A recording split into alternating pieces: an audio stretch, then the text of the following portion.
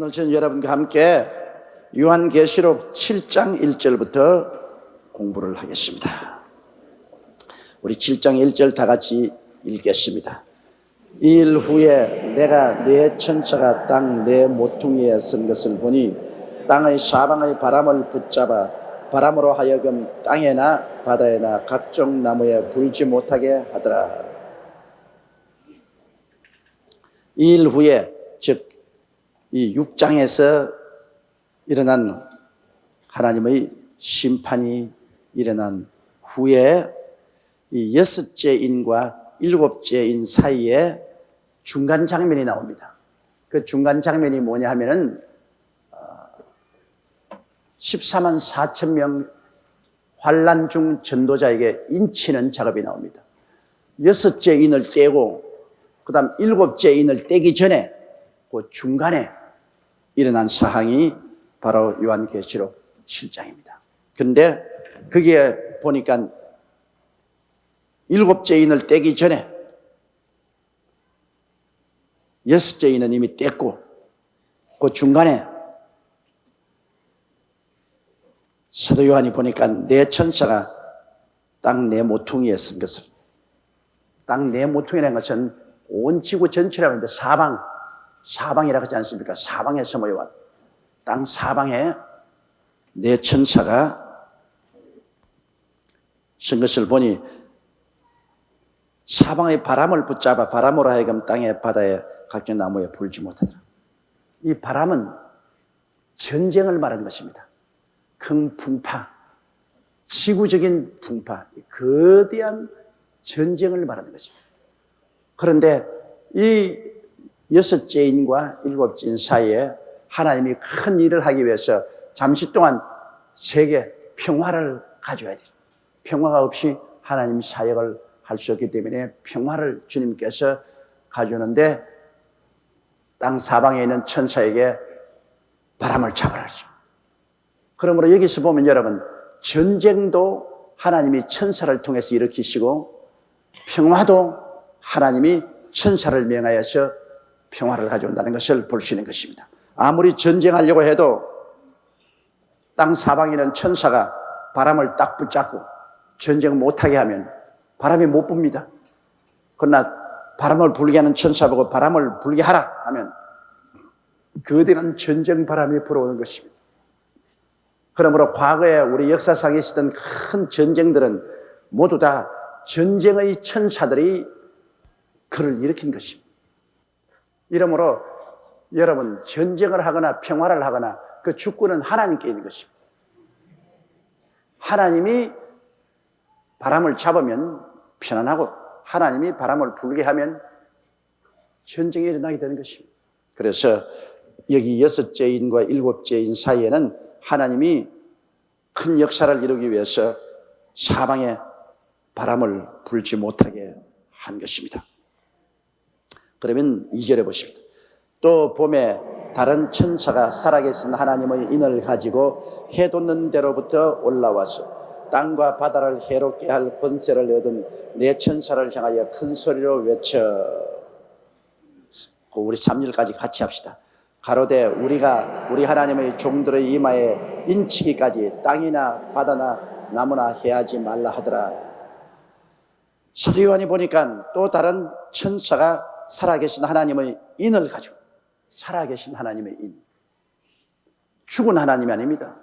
살아계신 하나님이 도장 치려고 그 천사가 인을 가지고 해 돋는 데로부터 올라오더라.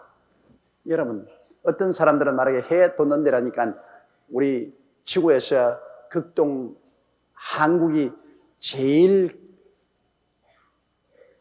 극동에 있기 때문에 여기서부터 천사가 올라와서 인을 치지, 그건 한국 사람부터는 인을 친다. 그런 것은 너무 아전인수격으로 말하는 것입니다. 여기 해 돋는 데라는 것은, 해는 우리 주 예수 그리스도를 말하는 것입니다. 여러분, 하나님의 인을 가지고 해 돋는 데서부터 왔다는 것은 예수님의 보내심을 받아서 왔다, 그 말인 것입니다. 여러분, 우리 예수님이 우리의 태양 아닙니까? 그러므로 하나님의 인을 가지고 예수 그리스도의 보내심을 받아 이 천사가 인치러 오는 것입니다. 인을 치는 것은 하나님 아버지의 뜻을 따라 예수님이 인을 치는 것이지 다른 사람이 인을 못 쳐요. 그러므로 안전인수격으로 해석을 해서는 안 됩니다. 여기에 다른 천사가 살아계신 하나님의 인을 가지고 해도 넣는 데로부터, 즉 예수님의 보좌로부터 예수님이 보내심을 받아서 올라와서 땅과 바다를 해롭게 할 권세를 얻은 네 천사를 향하여 큰 소리를 외쳐 가로되. 자, 땅과 바다와 모든 만물을 전쟁으로 해칠 이미 권세를 받고 있어요. 네 천사가. 그들에게 외쳐 가로되 우리가 우리 하나님의 종들의 이마에 인치기까지 땅이나 바다나 나무에 해하지 말라. 하나님이 인치는 역사가 끝나기까지는 전쟁을 일으키지 마라. 하나님의 사역이 끝날 때까지는 전쟁을 일으키지 마라. 그런데 그러면 이 하나님의 종들에게 하나님이 인을 친다는데 그 인이 뭡니까? 여러분 도장을 치네요. 우리 예수 믿는 우리들도 성령으로 인치시고 기름을 부으셨습니다. 여러분과 나도 다 하나님 앞에서는 성령의 인침을 받았습니다 인을 친다는 것은 무슨 말이냐 하면은 절대로 변화시킬 수 없다 그 말인 것입니다. 아무도 그것을 변화시키지 못한다. 예수님의 무덤을 빌라도가 군병을 보내서 인을 쳤습니다. 그 무덤은 아무도 무덤 문을 열 수 없다 그 말인 것입니다. 인을 치면 내용을 절대로 변화시키지 못한다. 그 다음 또 인을 치는 것은 소유권을 표시합니다. 도장 탁 찍으면 이건 내 거다 말이에요. 도장 쳐서 내 소유를 삼는다. 우리 토지나 집이나 뭐 상거래할 때 우리가 돈 주고 도장 찍지 않습니까? 인감도장 탁 찍으면 내게 되는 것입니다. 그러므로 소유권을 표시하는 것입니다. 그리고 또 도장을 딱 찍는 것은 이건 진짜라는 것을 표시합니다. 금상 인삼, 가짜 인삼이 아니고 진짜 인삼. 딱 인삼 공사에서 도장을 탁 찍어요. 진짜 인삼이에요.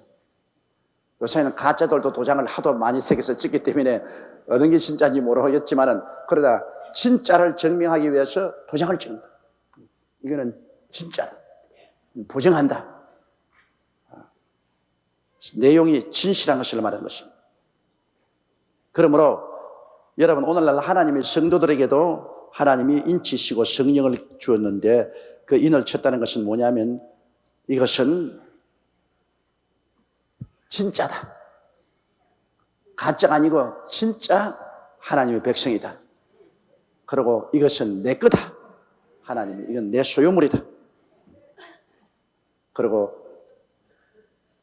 마귀가 와서 절대로 이 사람 변화시키지 못한다. 손대지 마라. 그런 하나님의 선언인 것입니다. 우리가 진실로 중생하고 성령의 인치심을 받으면 여러분 우리는 하나님의 소유가 되고 진실한 성도가 되고 마귀가 감히 와서 손대지 못합니다. 너희를 내게 주시는 만유보다 크심에 나의 손에서 빼앗을 자가 없다고 주님 말씀하신 대로 그러므로 우리 예수 믿고 성령의 인치심을 받아 중생하면은 여러분 마귀가 와서 쉽게 우리 타락시키지 못합니다. 그만큼 하나님께서는 여러분과 나에게 인을 치시고 이것은 하나님의 소유요 하나님이 절대로 보호를 하고 계시고 그리고 이건 진실한 것이다. 이것을 증명하는 것입니다. 그런데 이 하나님께서 직접 소유하고 하나님께서 직접 보호하는 의미가 깊은 이 도장을 찍으러 하나님 보좌로부터 천사가 예수 그리스도의 보내심을 받아서 이 땅에 오셨습니다. 이건 환란 전 3년 반 동안입니다. 환란이 첫째 인을 떼기부터 시작해서 지금 전 3년 반 동안 여기 인을 치기 위해서 천사가 왔습니다. 그러면 누가 이 인을 맞을까요? 우리가 보십시다. 4절에요. 내가 인맞은 자의 수를 들으니 이스라엘 자손의 각 지파 중에서 인맞은 자들이 14만 4천이더라. 전 3년 반 동안에 이스라엘 자손들에게 인을 치는데 그 인맞은 자의 수를 보니까 14만 4천이더라. 여러분 이 14만 4천 문제는 참으로 골치 아픈 문제입니다. 우리가 신학교 다닐 때는 박태선 전도자가 일어나가지고서 소사에다가 천연왕국 세웠다가 또 하나님 뜻이 인천 가는 부평인가 거기에 천연왕국 세웠다가 그 다음에 또 소사로 옮겼어요. 그러면서 하는 말이 14만 4천 명만 천당에 간다. 그 14만 4천 명은 박태선 씨를 따라오는 사람만 14만 4천이다. 그래가지고서 그 유혹된 사람들이 집 다 팔고 가족들 다 데리고 그 천연성으로 들어갔는데요. 그때도 내가 가만히 생각할 때 참 기가 막힌 일입니다. 왜냐하면 하나님이 그리스도를 보내사 십자가에 몸짓고 피 흘려 죽으시다 부활하신 지 2000년인데 2000년 동안 복음 전가한 것 다 주님께서 취소하시고 이제 와서 박태선을 통해서 14만 4천 년만 천당으로 데려간다면 무슨 장사를 그렇게 미친 장사를 해요?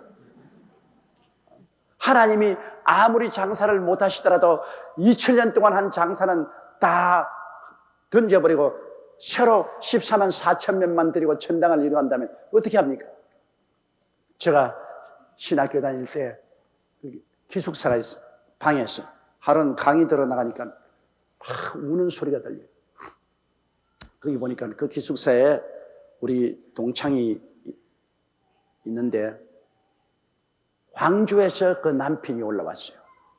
그런데 천연성에 들어간 부인을 불러내서 그 기숙사에서 만나서 서로 이야기를 하는데 울고 하기에 난 수업 시간에 가다가 말고 구멍을 뚫어가 이렇게 보고 이렇게 들었어요. 그러니까 그 남편이면 여보 당신만 구원받으면 어떻게 하냐? 자, 밥 달라고 우는 애들 버려두고 당신만 천연성에 간다고 올라가면 우리는 어떻게 하나? 나도 직장에 되는 직장 다 버리고 천연성으로 돌아오라 하는데 내가 어떻게 천연성으로 들어갈 수 있냐? 당신이 너무나 가혹하지 않느냐? 지금 젖먹이 어린애가 있지 총총이 애들 다 있는데 엄마 보고 싶어서 울고 있고 밥 지어줘야 되고 돌봐줘야 되고 나는 직장에 나가야 되고 이런데 그래 당신만 천당하겠다고 우리는 다 지옥으로 던지겠냐? 그러지 말고 당신 교회 나가는 건 내가 못 가란 말 안 하니까 교회는 나가되 집으로 오라 이거야. 그 부인 말이 나는 남편도 없고 자식도 없다. 나는 박태선 씨 따라가야 내 영혼이 살기 때문에 내 영혼이 살기 위해서는 나는 남편도 자식도 헌신자까지 버린다. 그 남편의 말이 예수님은 우리 살리기 위해서 천당도 버리고 오셔서 몸짓고 피를 흘려 희생하셨는데 어떻게 당신만 살겠다고 들어가느냐?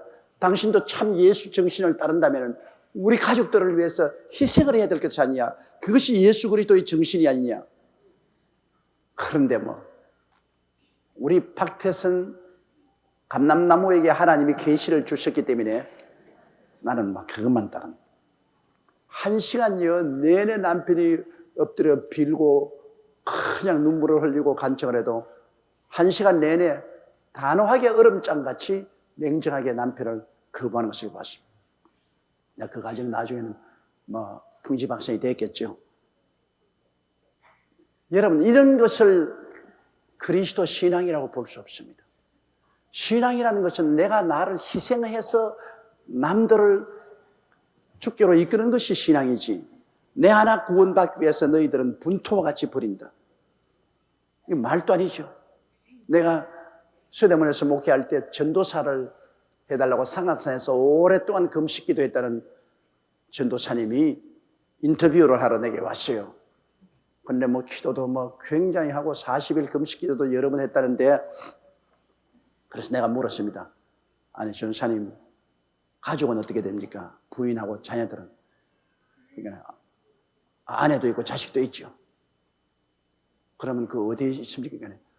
나를 득 쳐다보니 활짝 웃으면서 어깨를 착 펴고 주님의 사업을 위해서 분투와 같이 버렸습니다. 아예 그냥 위장이 쥐어 틀려 올라오려고 그래요. 지가 주의 종으로 나왔다고 그래 하나님의 사업을 위해서 처자를 분토와 같이 버렸다. 그래서 내가 하도 기가 막히고 나도 당신을 분토와 같이 버립니다. 왜? 성경에는 자기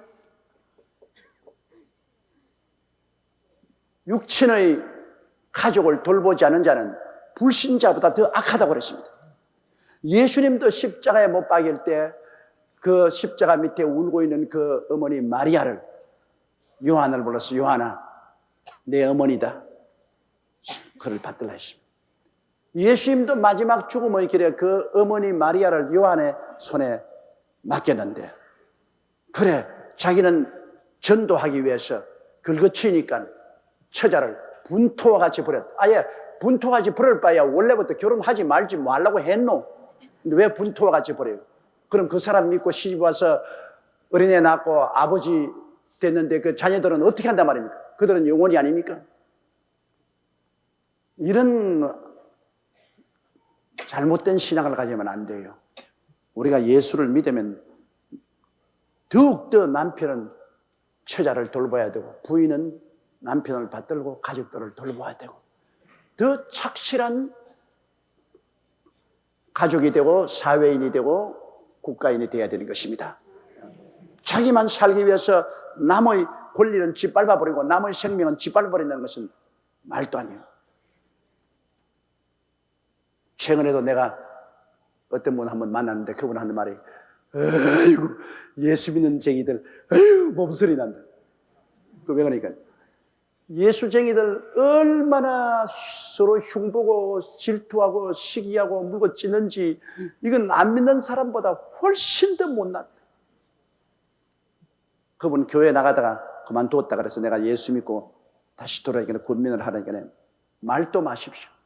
안 믿는 사회에 나가면 그래도 서로 위로하고 격려하고 이렇게 도와주고 하는 일이 많은데, 교회 가면 얼마나 시기가 많고 질투가 많고, 교인들끼리 한번 싸움이 붙으면 절대로 화해도 하지 아니하고 끝까지 네 죽기 아니면 내 죽기로 그냥 달라들고, 이게 무슨 교회입니까? 나는 그 말에 가슴이 성질합니다. 왜? 그 말이 사실 상당히 맞거든. 내가 목회를 해보면 예수 믿고 나온 성도들이 안 믿는 사람들보다 더 상대를 비난하고 공격하고 헐뜯는 것을 봅니다. 성경에는 사랑은 허다한 허물을 덮는다고 말했고, 성경은 남을 나보다 낫게 얘기라고 말했는데, 남 낫게 얘기하라 남을 그냥 확 해가지고서 발바닥으로 확 밟아버려야 속이 시원해. 그리고 남의 허물을 덮어주는 것이 아니라 다 기다렸다가 요거만 허물만 있으면 막 깔치는 거예요. 전부 닭신자야, 닭신자. 제가 옛날에 시골에서 우리 아버님이 농장에서 닭을 많이 키웠는데, 닭 중에 몸에 상처가 하나 입으면요, 모든 닭이 와서 그걸 다 쪼자요. 창자가 나올 때까지 쪼아요.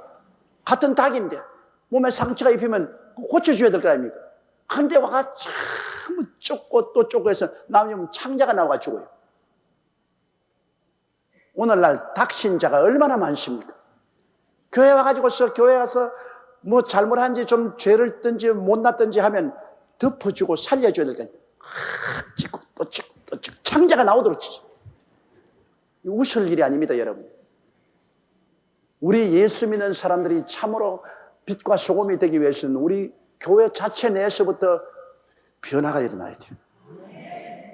서로 용서하고 사랑하고 감사줄 줄 알아야 돼요. 용서하고 사랑하고 감사주는 그런 떳떳한 분위기가 되어야 세상에 상처 입은 사람들이 들어오지.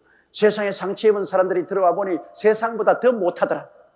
더 용서하지 아니하고 더 냉정하고 더 싸납고 더 비평하고 더 싸우더라. 이거 굉장한 수치가 되는 것입니다. 여러분, 우리는 예수 그리스도를 믿고 구원을 받았으면 최선을 다하여 용서와 화해와 사랑을 할 줄 알아야 되는 것입니다. 용서와 사랑과 화해, 그리고 약한 자를 살려주고 도와주는 이러한 일을 교회가 해야 되는 것입니다. 교회가 이기주의자가 되어서는 절대로 안 돼요. 주님께서는 말세 깨어있으라고 그랬어요. 너희는 깨어있으라. 아, 나 깨어있어요. 여러분 깨어있는지 안 깨어있는지 내가 말할 테니까 한번 들어보세요. 죽은 자는 심장도 안 뛰고 숨도 안 쉬고 오장육부가 다 중지하고 피가 안 도니까 썩어버리죠. 죽은 자입니다. 그런데 잠자는 자는 심장도 뛰고 숨도 쉬고 오장육부 사지백체가 살아있지만은, 그러나 잠자는 동안에는 자기를 위해서만 있습니다. 심장도 자기 생명을 위해서 뛰고 숨도 자기 살기 위해서 숨쉬고 오장육부와 사지백체가 살아있는 것도 자기만 위해서 살아있습니다. 자기만 위해서 살아있어요. 그게 잠자는 거죠. 잠잘 때는 자기만 위해서. 잠에서 깨어나면 어떻게 합니까? 자기만 위해서 하지 않습니다.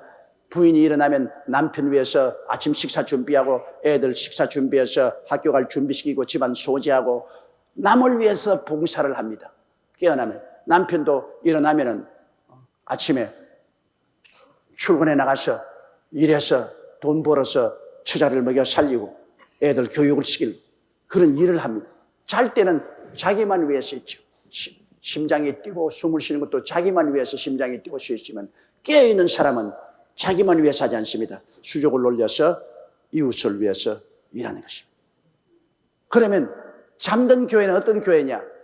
내 교회만, 우리 교회, 우리 성가대, 우리 구역, 우리 지역, 우리 교회 학교, 우리 청소년, 우리만 위해서 자기만 위해서 존재하는 사람은, 교회는 그건 잠든 교회입니다.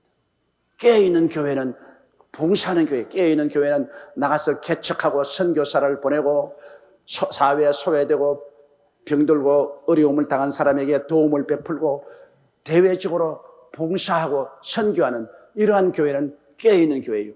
내 교회만 위해서 일하는 것은 잠든 교회입니다. 그러면 잠든 신자는 어떤 신자입니까? 내 주일 성수주일하고 내 11조 드리고 구역 예배 출석하고 내 성경 읽고 내 기도하고 내 신앙만 지킨다. 내 신앙만 지킨다. 나는 다른 일 안 한다. 그건 뭐냐? 잠든 교회입니다. 잠든 교회. 내 신앙만 지키고 나를 위해서만 존재하는 것은 완전히 잠이 들었어요. 잠든 사람만 모든 오장육부 사지백체가 자기만 위해서 있는 것입니다.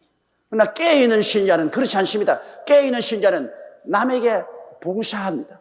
깨어있는 신자는 이웃에 가서 예수 믿으라고 전도하고 다른 사람 위해서 기도해주고, 교회에 와서도 우리 남녀 선교회 여러분처럼 저렇게 자기를 위해서 아니라 교회를 위해서 섬기고 봉사하고, 이 추운 겨울날 저 바깥 길거리에 나가서 이렇게 안내하고, 깨어있는 사람입니다. 이런 사람들은 잠자는 사람 아니에요. 여러분이 그냥 교회에 와서 말씀만 듣고 기도나 하고 내 신앙만 지키면 된다, 그리고 집으로 돌아가고, 그건 보주님께서 잠든 신자라고 합니다. 그건 자기만 위해서 있으니까요. 주님께서는 말세에 깨어있으라 그랬습니다. 깨어있으라. 그것은 남에게 끊임없이 전도하고 헌신하고 봉사하는 일을 해야 깨어있습니다. 혼자 그냥 가만히 믿는 것은 잠든 것입니다. 잠잘 때 보십시오. 지 혼자만 잠자지 다른 사람하고 함께 잠잡니까? 잠잘 때는 자기 혼자만 잠자. 깨어있을 때는 자기 혼자 있었으면 다른 사람하고 이야기하고 대화하고 붙들고 도와주고 도움받고 서로 이렇게 하지 않습니까? 오늘날 큰 문제가 교회가 살았다 하나 잠자고 있고, 성도들이 믿는다 하나 잠들어 있습니다. 이 잠에서 깨어나야 돼요. 예수님 오시기 전에 주님께서 깨어있어라. 주께서 어느 시 어느 때 오시는지 알지 못한다 이런데, 깨어있기 위해서는 전도하고 봉사하는 일을 해야 돼요. 그렇게 해서 교회가 전도하고 봉사하고 성도 개인이 끊임없이 전도하고 봉사하면 깨어있지. 여러분 1년 내내 이웃에 한 번도 전도하는 사람 많죠? 깊은 잠에 들어있어요. 자기 혼자 잘 믿는다. 그것은 죽지는 않았어요. 구원은 받았으나 잠드는 사람입니다. 그러나 한 사람이라도 전도한 사람은 깨어있는 사람인 것입니다. 깨어있는 사람이 주님 재림할 때 주님을 만나지 잠든 사람이 주님을 만나겠다고 말하지 않았습니다. 그러므로 주님께서 깨어있어라, 깨어있어라, 깨어있어라. 여기 와 계신 여러분 중에도 대다수가 자고 있어요. 왜? 나홀로 구역장 얼마나 많습니까? 딱 혼자서 자고 있어요. 이제 조금 읽어보세요. 14만 4천 명이 왜 도장을 임하여 받냐? 14만 4천 명은 환란 때 전도자입니다.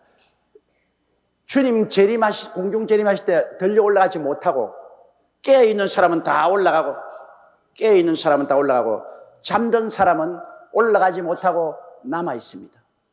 그 사람들에게 다시 한번 독려해서 신앙심을 얻어서 전 3년 반 환란 동안에 구원을 받아 오도록 하는 전도자가 14만 4천 명인 것입니다. 여러분 14만 4천 명이 와서 여러분에게 회개하고 예수 믿으라는 소리 들리거들랑 절단 강사인 줄 아십시오. 왜 못 올라가십니까? 나 열심히 교회 나갔는데요.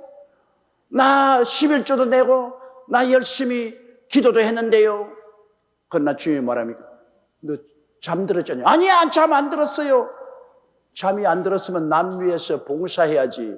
잠든 사람만 혼자 자기 위해서 있지. 심장도 자기 위해서 뛰고 숨도 자기 위해서 숨쉬고 수족도 자기 위해서만 가만히 있습니다. 죽지는 않았어요. 그러나 순전히 자기 위해서 활동을 하고 있어요. 그러나 깨어난 사람은 일어나서 다른 사람을 위해서 일해요. 너는 전도도 안 하고 헌신 봉사도 안 하고 그래 니 잠들어 있었지 않느냐. 그러므로 하나님 나팔 소리 못 들었지.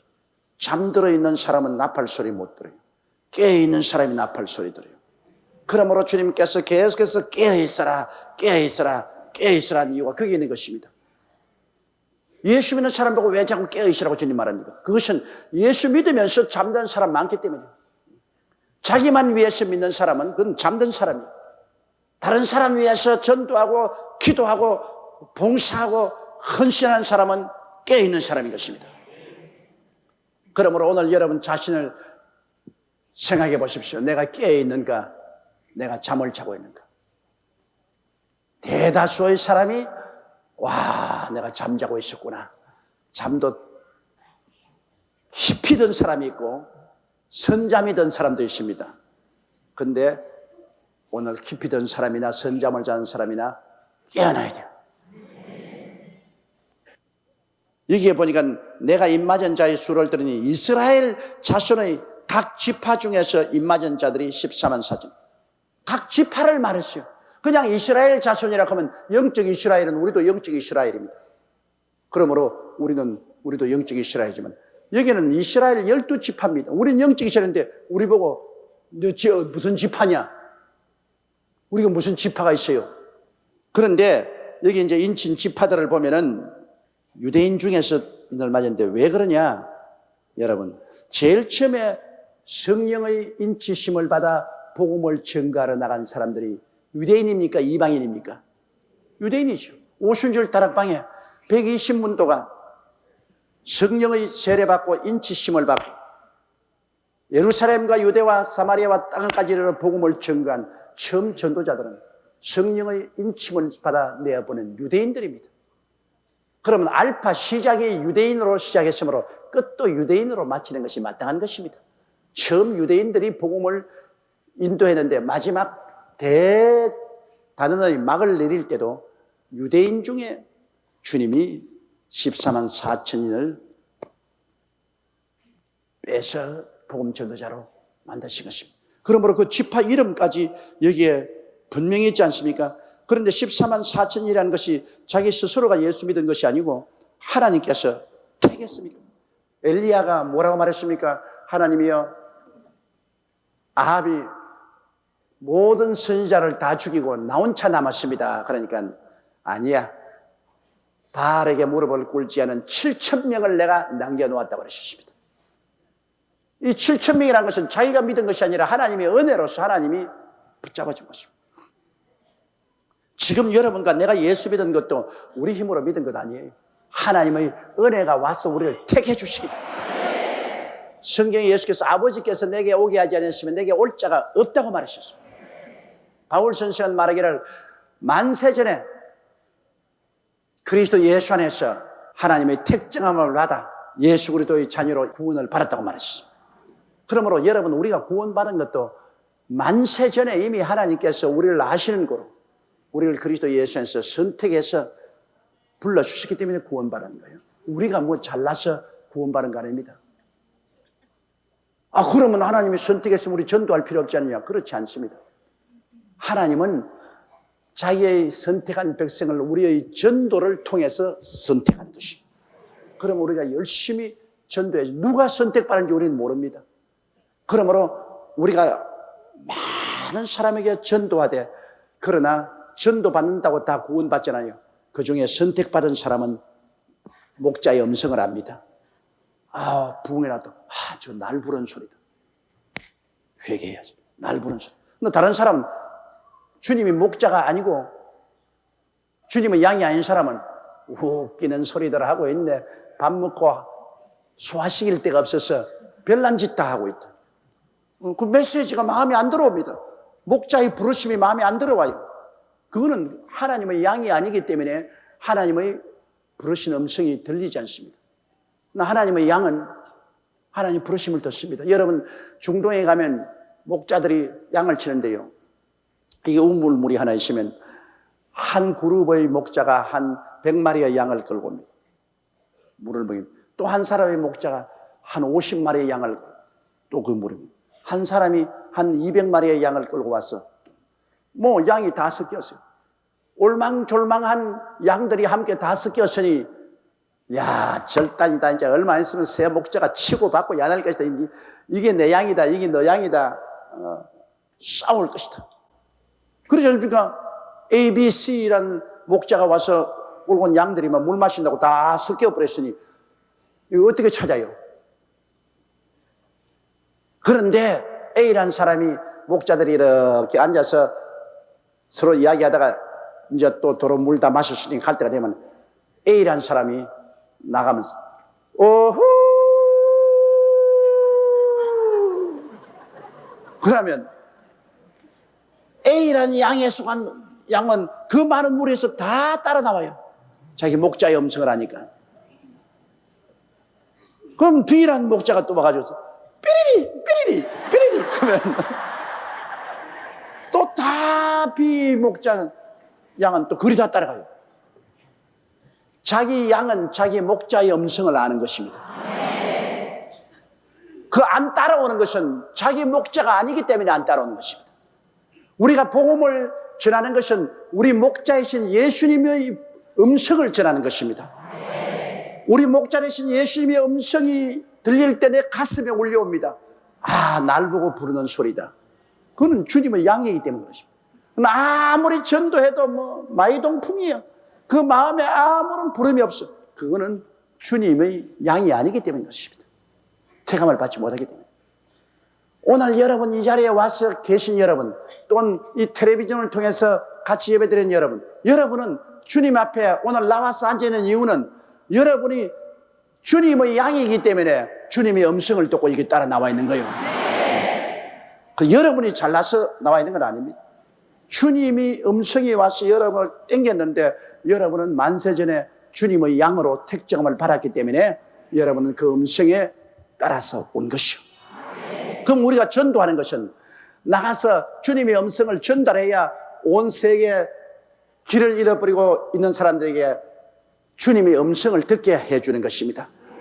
주님의 음성을 들어야 주의 양이 따라 나올 테니까. 만일 주의 음성을 들려주지 못하면 못 따라 나올 거라는 것입니다. 그러니까 우리는 온천한 만국에 나가서 열심히 예수를 전도합니다. 믿든지 아니 믿든지 전도하면 주님의 양은 그 음성을 듣고 따라 나와요. 그러나 주의 양이 아니면 안 따라 나와요. 그러나 주의 양 중에도 따라 나오면서 졸다가 나중에 7년 환란 전에 못 올라가고 환란 후에 죽도록 고생하고 혹은 순교당하고 올라온 사람도 있겠지만은, 그러나 주의 양은 주의 음성을 듣고 따라오는 것입니다. 그러면 이 14만 4천이 더 그와 같습니다. 유대인들은 지금 예수 믿지 않잖아요. 옛날에 예수님을 십자가에 못 박은 유대인들은 오늘날에도 이스라엘에 가면은 예수님에 대해서는 아예 그냥 대적적입니다.